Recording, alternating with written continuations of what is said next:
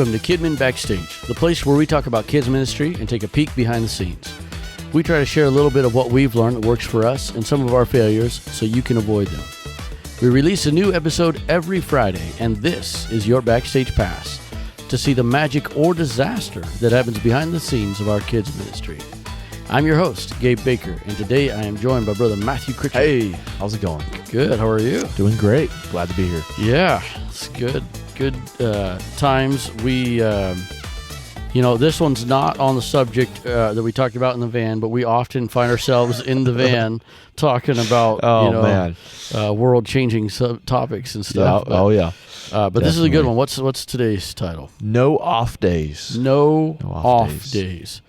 So, I respect leaders that basically don't have any off days. Yeah. They're always on, and I try to be that way as best I can.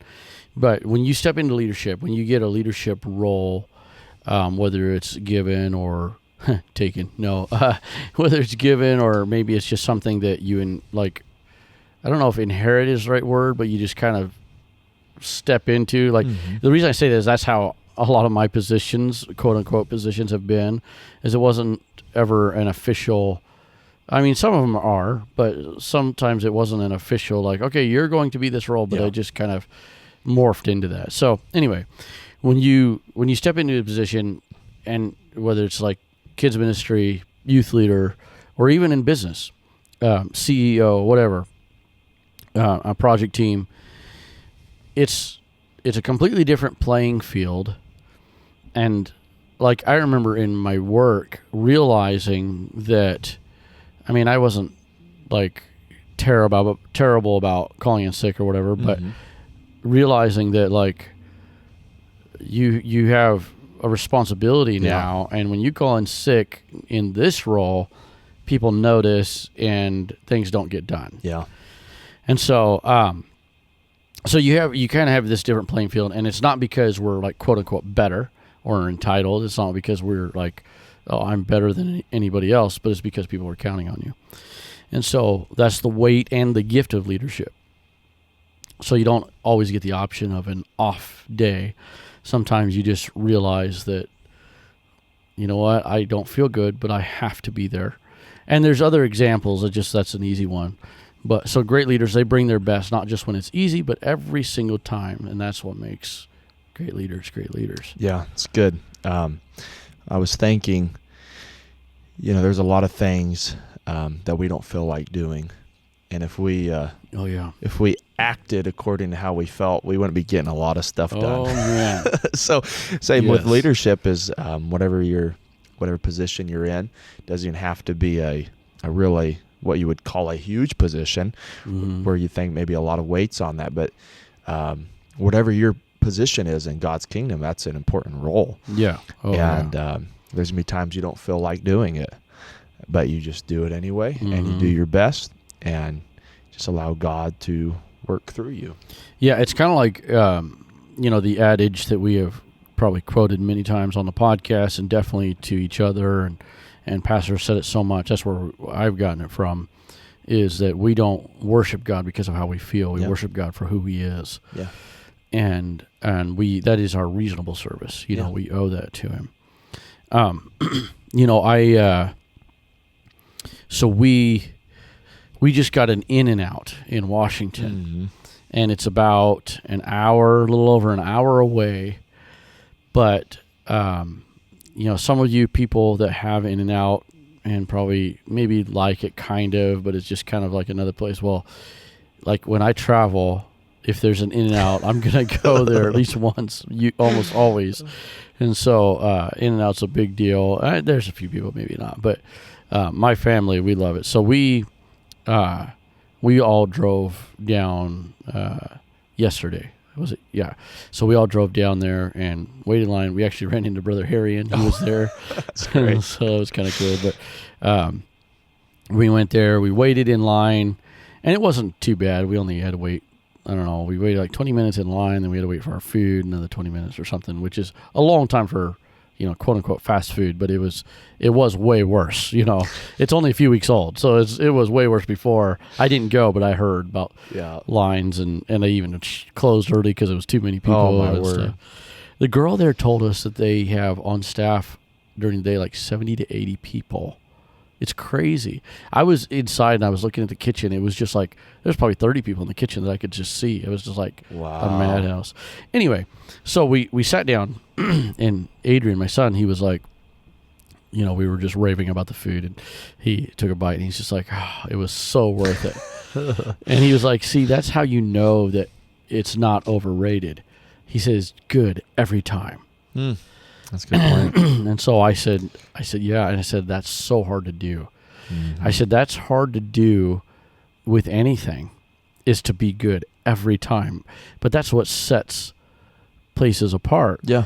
And I used this example before, and I feel bad throwing Applebee's under the bus because I like Applebee's. But I use this example. I've had a really good steak at Applebee's, but only a few times, and I've gotten steak a lot of times there, and I've only had a few times had a good steak there. But then you go to, excuse me, you go to like a place like Ruth's Chris or something that's more high end. You're going to pay for that difference, but it's good every time. Every time, it's always good. Yeah, and so that is the key. Like, is always being on, and it's so hard to apply that. Yeah, it is. And which leads us into our first point, which is leadership is a daily choice. That's good. And so it's not about title. Mm-hmm. It's not about the position like, oh, I'm the leader, but it's about how you show up. How do you act when you get there? Yeah. And so, we could be a kids ministry leader, and we could have the title Sunday school teacher or youth leader or whatever, or in your job, you can have the title. But really, the choice, somebody else might have given you the title. You might be like, okay, I am manager or whatever. But the choice of how you show up, that's up to you. And it's a daily choice. It's something you have to do every day, because if you don't, then you're going to be like those places that are not consistent, That's powerful. Very good. My brother-in-law, years ago, he lived with us for a little while, and he worked at Denny's. He was a waiter at Denny's right down here, right down the street. Oh, okay. Years ago, a long time ago. And it's funny because he was a very good waiter. Like, he should not have been at Denny's. I mean, it was crazy. But he would like wear white dress shirts and a tie, and he would iron his shirts. The manager basically was threatened, but the manager got mad and told him that he couldn't wear the white shirts because he looked like the manager. Wow. And I don't know, they may have some kind of uniform now, but at the time they didn't have like white. He could wear white shirts, and so it made my brother-in-law aggravated because he's like, I want to look my best. I want to do my best, and everybody loved him. They knew his name. They would call his name out and like, oh, we want to sit by, Yeah. And I mean, this is at Denny's, right? And so, which is not like high dining at all. And back then it was 24 hours. He worked late at night, and so that's just an example, of just, it doesn't matter where you're at, what station you are in, but you bring your best, and it shows. Yeah. And that's how, you end up in different leadership roles and leadership positions without a title. Yeah, for sure. Being willing to put in the work. And that's the thing is, leadership is a lot of work.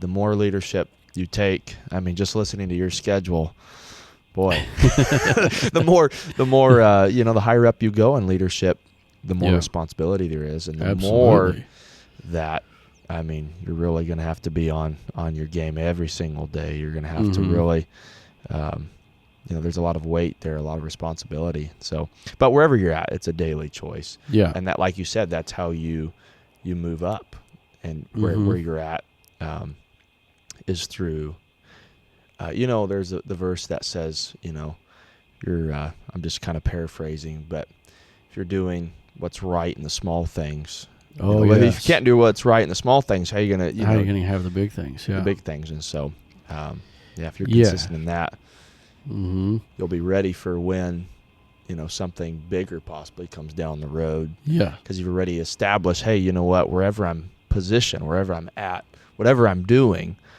the Bible says to do it heartily to the Lord. To the Lord, yes, absolutely. So do our best on that. Today in Sunday school, it was funny because Luis was he's trying to get a costume or something, and we were teasing him. Luis is fun to tease, and he can take it, which is cool. But we were teasing him a little bit, and somebody was like, he's acting like he's the main character because he wanted a good costume. And I said, every character should act like they're the main character. That's good. Every character should feel like they're the main character, right? It's like a good actor that's the bad guy doesn't think they're the bad guy, right? And so when we I guess I think of people like that are high caliber, or somebody that we might would look up to or whatever. When they do a small job, when they're given a menial task, they're going to do it with excellence because of who they are, not because of what the role requires. I mean, there's a whole thing about roles and everything too, but it's not because of what the role requires, but it's because of what they require of themselves. That's good. And so that's how I want to be. I wrote a note, even when you're tired, kids still need your presence and care. Yeah. And so and like I always say, Sunday school is usually, for us, it's about an hour. So you can do anything for an hour, right? And so push through it and make it, make it good, make it happen. And so what happens though is we can look at the role or the task, and we can judge this is the mistake I think that we make sometimes, is we can judge our activity level or investment based on what we think the importance of the task is, or the importance of the role is. And I guess there's a balance in all of this, but I think we need to flip that around and say, if I'm gonna be the toilet cleaner, I'm gonna be the best toilet cleaner. Yes. Or if I'm gonna be the preacher, I'm gonna be the best preacher. Yeah. And so it's and there's all the roles in between. And so bringing our best every single time. Yeah. And not going to say that it's easy, because it's not. It's hard. And I don't always do it. I fail all the time at this. Oh, yeah. Try to get better and better, Oh, yeah, for sure. As much as possible. Yeah, no, that's good. That's good. So, and that kind of leads us into point number 2 is consistency builds trust. Yeah. On the negative side, I've had people that I've given a task to or asked them to do something, and they've done incredible, really good job. I can think of somebody kind of recent. They did just a great job, in the past when I had them do something. And then so I was like, okay, man, this is some potential here. And then ask them again to do something, and then it just completely fall through. Yeah. Or they don't show up. Oh, I can't make it. That's what just really drives me nuts. And so, but then there's people that you see, it shows up, and they're just consistently, and I try to be careful. Like Pastor talks about, spending your influence. Like, it's almost like a currency. Yeah. Yes. And so I try to be careful not to overspend with those people that I just know. If I give them a job, they're going to show up, they're going to do it, they're going to be awesome. So I don't want to wear that out, right? Like, it's like, okay, I could call this person every time. And some people do that. Yeah. And that's a whole nother podcast, overspending your currency. Some people do that, and then pretty soon that person, it's kind of like, even as good as they are, they can kind of get wore out a little bit, like, burned out, I guess. But anyway, so there's some people that I just know. I'll give an example. This is somebody from another church, pastor's wife, Sister Harrian. So we just had our conference, I don't know, a couple months ago or whatever, a few weeks ago. And we do our Sunday school. And last year, and then this year, well, let me say this. Last year, she volunteered and took on doing the pre-service activities downstairs. And so it's basically we have the kids check in. They start checking in like a half an hour before the service. And so we don't let them upstairs where we have all the set. And so it gets a little chaos, you know. So they check in, and then we try to do crafts and songs, and it's like a very mini VBS, idea. Well, she took that on, and last year there was supposed to be a few different churches, I think, but there was some issues, nothing major or anything, but there was just some issues, and maybe somebody didn't show up or something. But she just took it on and made it happen. Wow. And they even had one of the nights, I think Thursday night or something, they led, and so but she still made it happen. So when I found out from the annual meeting that she would do it again, I talked to her and I said, as soon as I found out you were doing it, I was like, I don't have to worry about it. I know it's going to be awesome. Yeah. I don't have to worry. I mean, I didn't have to, I offered, I was like, do you want to send me a supply list? We'll buy the supplies. I'll go get them. Nope. We got it handled. Wow. We'll take care of it. And they got the supplies. I walked down there one time just to see what it looked like, and then came back up because I was, scrambling as usual. But, so that's an example of somebody, I just know if she has that, I don't have to worry about a thing. That's the reputation I want. Yeah, it's the consistency is one of those characteristics of a leader that shows them as a strong individual, strong leader, somebody that's balanced, but someone that is consistent.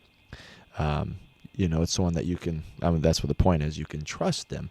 Yeah. Because that's who they are, and that's, the way they're going to approach things. You're never wondering about that person. Yeah. Like, can I actually follow? Because then you want, when someone exemplifies that consistency,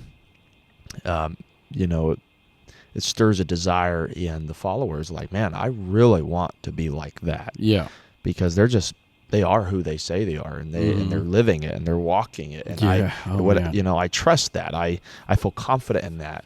And it's when you're in those, when you have that consistency, people might open up to you more, or approach you more on things, and because they trust your opinion.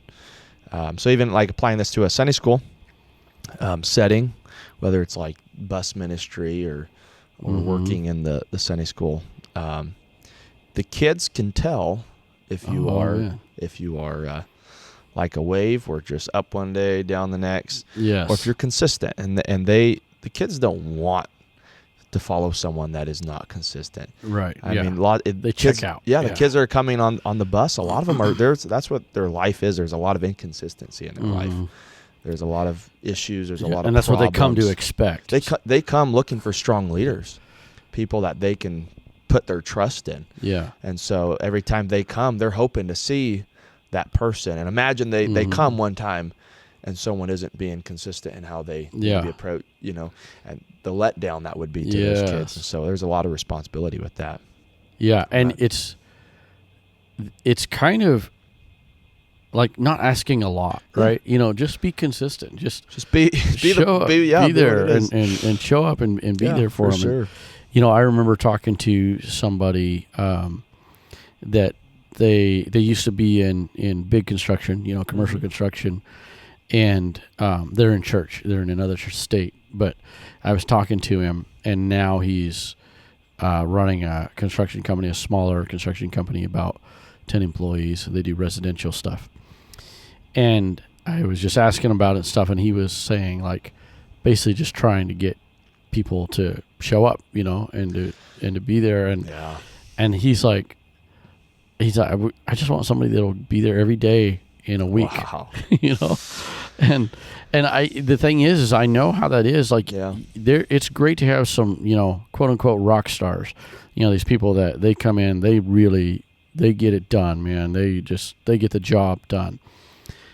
But it's more valuable to have somebody that maybe they're not as hard of a worker. You want hard workers, but they're not as hard of a worker, but they are going to be there. Yeah. Every time they show up, they're consistent. If they say they're going to do it, they're going to do it.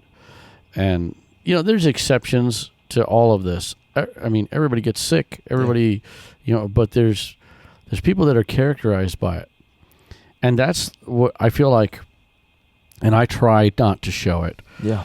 But when I get a text or a call, usually it's a text, that somebody can't make it or somebody, and the level of what they're characterized by it matches the level of my frustration. And so there's some people when they text and I'm like, oh man, I hope they're okay. Yeah. Because I know that they're always I'll give you an example. Brother Keach, if he texts that he's going to be late, I'm like, oh, okay, totally exception, because, and it's usually because he's riding with somebody else. Yeah. Because he's just always early. Yeah. And so, but then there's some people that they like, oh man, I don't feel good. And I'm like, they don't feel good all the time. It's like, I get it if somebody's sick, but when it's all the time, it's like, you kind of roll your eyes, Oh yeah. Boy, if I could just throw it this way, and it's, basically what we're talking about, but just looking at it in a different lens, we said consistency builds trust, but inconsistency breaks trust. Yeah. Oh, yeah. So there's a lot of weight when you think of that. My inconsistency is going to break the trust. Yeah. That people could have in me. Yeah. And that's like an indictment, it's like, man, because again, I feel like the consistency part is just kind of our reasonable service. Yeah. And so, that mic keeps on drooping, doesn't it? Is that driving you nuts? Maybe you can pull the cord a little bit. I don't know. Is the cord pulling on it? Is that what's going on? There we go. Maybe that. We'll try that. I'm leaning my head this way. Hey, that reminds me. We were doing the news theme, the Bible Adventure News, and it was totally on accident at first. But it was Brent and Aaron, and I'm just thinking about it makes me laugh. But he had the mic. And he's got this mic in his hand, and he's holding it. And Aaron is like some character. Yes. Were you there? Did you see that? I've seen it. Okay. So he's like holding it, and Brent, his arm's getting tired or whatever. He's just not paying attention, but he's kind of, his arm starts to slowly lower, and it was on accident. But I saw Aaron is bending his head down, so I saw what was happening, and so I just told Brent, I said, keep on. I motioned to him to keep on low. So pretty soon he's on the ground. Aaron's laying down on the ground. I think there's a video of that. It's hilarious. Oh, it was so funny. It was funny to me, like behind the scenes, is that it started out as an accident. It wasn't even on purpose. Oh yeah, that was a great moment right there. Oh man, it was awesome. Okay, anyway, so, but yeah, so the other thing with consistency, really quick on the kind of to wrap that up, is I think that when people are consistent, so I have, this is something for me, and I've talked to like my son about this. I've talked to different people about this. Sometimes it's like an exercise in discipline.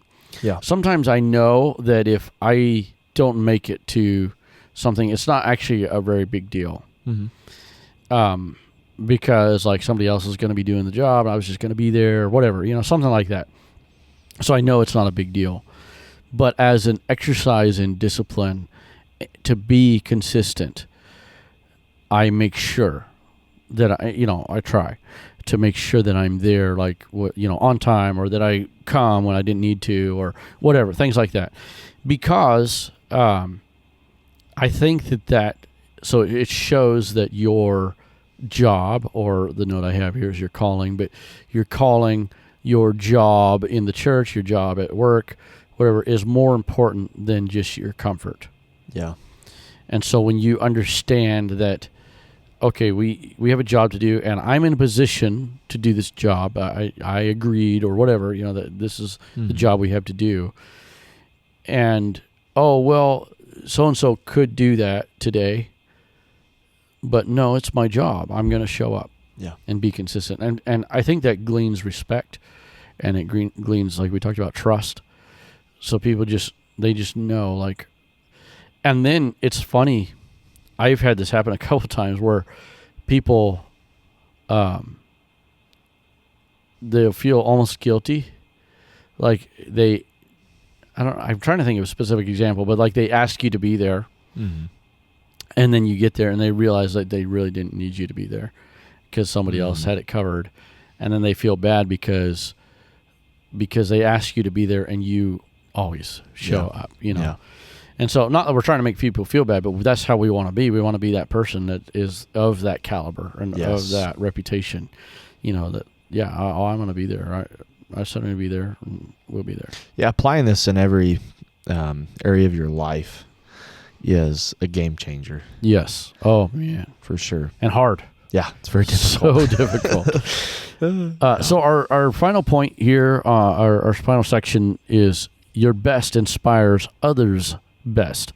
Others apostrophe best. And so I wrote a note when you were talking earlier, higher level. So, we're talking about consistency and then going back to the great steak analogy. Yeah. If we can not just show up. So that's the first step, right? There's probably something about this in one of Maxwell's books, I'm sure. But that's the first step is show up and show up every time. Yeah. Be there, be consistent. But then now show up and just go over the top. Yes. Wow, it's going to, so-and-so's there. It's going to be good. Yeah. It's like we hear about this with preachers, Pastor Burgess told us a few weeks ago, whatever, that we're going to have a preacher come, has a lot of energy. And he didn't say who it was. And so we're all trying to guess. And I think your brother actually got it right. I think your brother guessed it. Yeah. Brother Brian Critcher guessed it. But it was Brother Sylvester Narlock.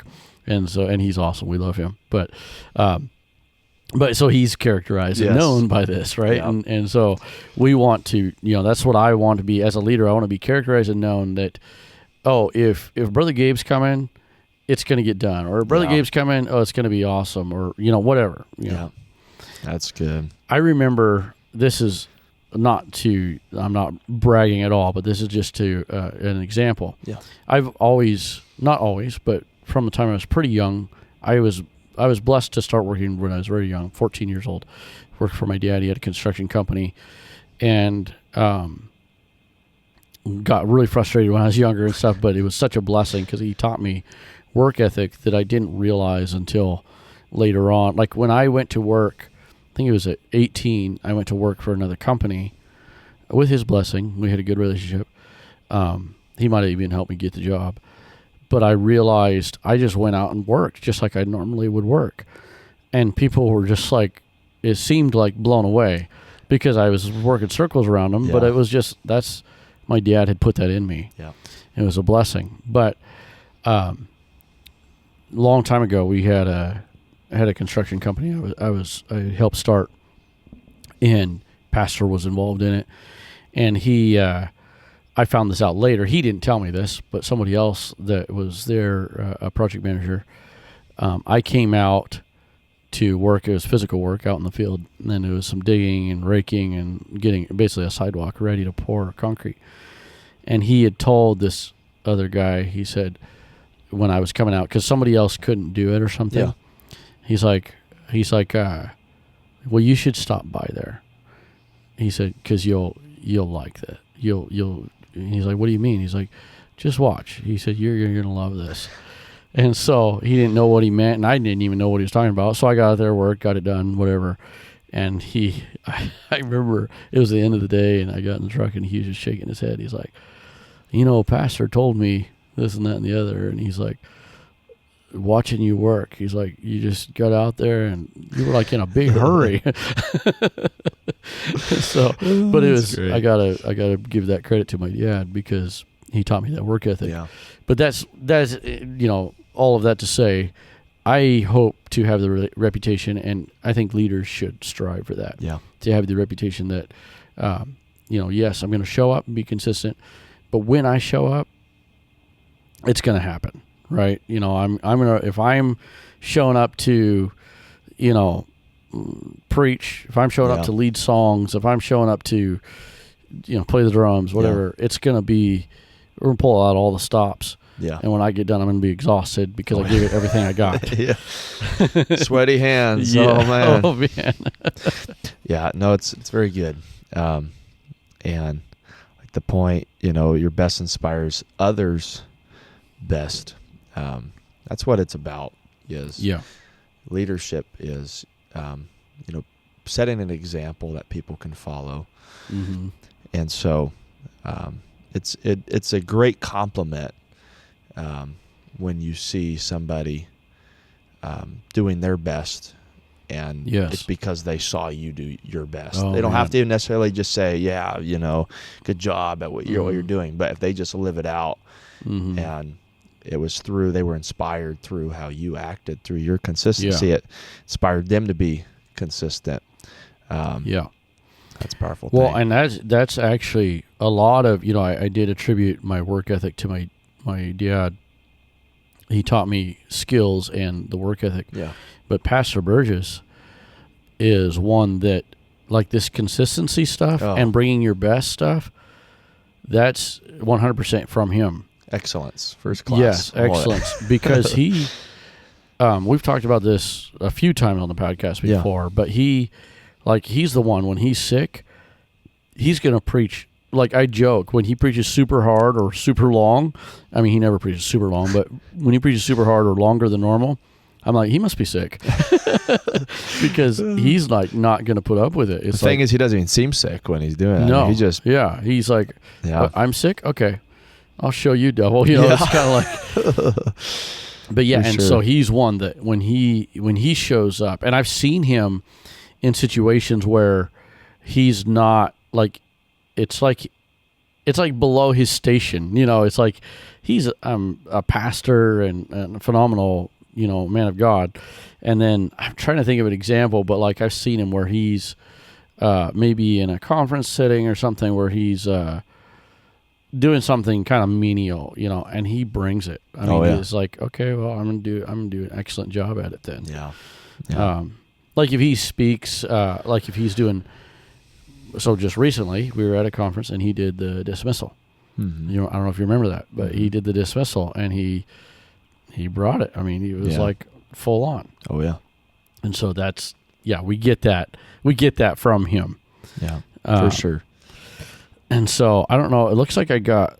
I have these sections. Did you see that? I have a typo there. It's like that looks familiar. Happened in my Pro Presenter too, but I got it doubled up. But so I guess in all of this, as we're getting close here, but and our timer stopped and everything, man, we're just falling apart here. But we're being consistent. Yeah, we're being consistent. Lord help us. I've had so many technical difficulties today. It's crazy. But in all of this, I think if we can raise our level, I guess those are the kind of the two things I want to bring out is like that being consistent, showing up, but then taking a step further and not just showing up, but being characterized by being that high level, high caliber person. That's good. All right, so let's recap really quick. So leadership is a daily choice. So all of this that we're talking about is something that it's kind of like salvation. You can't just make the decision one day and okay, we're good. No, it's something you have to. One of my favorite. There's so many favorites, but one of my favorite John C. Maxwell books is called Today Matters. And it's so good. And he has a poem. I don't know if he wrote it or if somebody else wrote it, but he has a poem in the beginning or near the beginning of it. And it's called, I don't know if this is the title, but here's what I would title it, is Just for Today. And he goes through, and it just is like all this stuff is like, just for today, I will be kind and nice. Just for today, I will eat healthy. Yeah. Just for today, I will watch my finances. And he just goes through. Just today, I will live out my spiritual walk. And all this stuff. And then it's like just for today. And if I do that today, and I do it another day and another day, then I will have a life well lived. That's good. Yeah, it's really good. And so, but just for today, we have to choose. And say, okay, today. And it's kind of like my thing about Sunday school is only an hour. Well, we can do anything for an hour. So just like take it one day at a time. Like, okay, so today we're going to make today an awesome day. And then next day rolls around. today. We're gonna make today, and also, for sure. And that's the thing is, like I said, I fail at this all the time, but I constantly am trying. Yeah, which makes me better. Yeah, and I get better and better. So when I look back, 3 years ago, I feel like I'm better than I was 3 years ago, and so that's good. And then consistency builds trust. When we're consistent, then other people, they see that they can trust us to do the job, but they also trust us as leaders when they know that we're consistent. And then your best inspires others' best. So when we do show up and we bring our best and no holds barred, just everything all out. It's good, very good. All right, well, I think that's a wrap. All right. I have no idea where we're at.